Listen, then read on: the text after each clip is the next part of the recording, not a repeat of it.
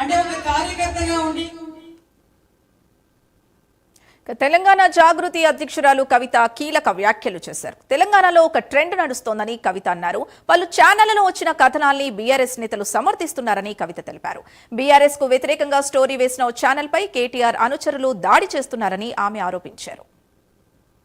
BRS ప్రభుత్వం ఇటువంటి కథనాలు వేసినటువంటి యూట్యూబ్ ఛానల్ వాళ్ళని అరెస్ట్ చేస్తే ఇప్పుడున్నటువంటి కాంగ్రెస్ ప్రభుత్వం కొద్దిగా లైన్ అతిక్రమించి ప్రవర్తించినటువంటి శాటిలైట్ వాళ్ళని కూడా మేము అరెస్ట్ చేస్తాము, మెయిన్ స్ట్రీమ్ వాళ్ళని అరెస్ట్ చేస్తామని పత్రికా మిత్రుల్ని అర్ధరాత్రి ఏదో టెర్రరిస్టులను అరెస్ట్ చేసినట్టు అరెస్ట్ చేయడానికి కూడా మేము తప్పుపడతా ఉన్నాం.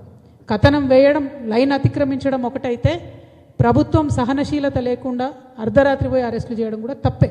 దానికి ఒక ప్రొసీజర్ ఉంటుంది, ఒక పద్ధతి ఉంటుంది, ఒక నోటీస్ ఇవ్వాలి, ఎక్స్ప్లెనేషన్కి అవకాశం ఇవ్వాలి. పత్రికా మిత్రులు ఏం టెర్రరిస్టులు కాదు, వాళ్ళు ఏం పారిపోరు, ఇస్తే వచ్చి ఎక్స్ప్లెనేషన్ ఇచ్చుకుంటారు.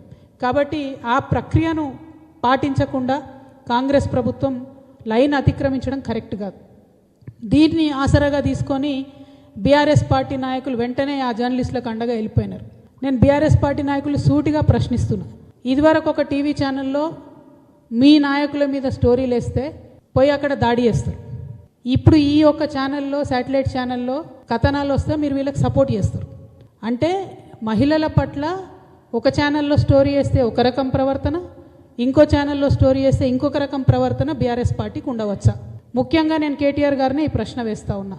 మీ మీద స్టోరీలు వేస్తే ఒక ఛానల్ని మీరు వెళ్ళి మొత్తం మీ అనుయాయులు వెళ్ళి ధ్వంసం చేసిరు.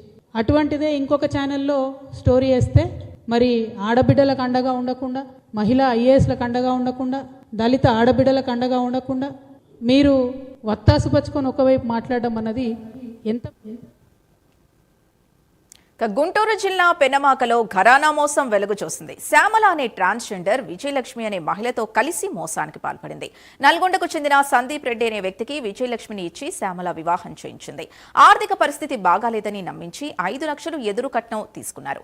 తర్వాత తీసుకున్న కట్నాన్ని ఇద్దరూ పంచుకున్నారు. కొన్నాళ్ల తర్వాత సందీప్ రెడ్డిని నమ్మించి నగదుతో పాటు విజయలక్ష్మి పరారైంది. అనుమానం వచ్చిన సందీప్ రెడ్డి పోలీసుల్ని ఆశ్రయించారు.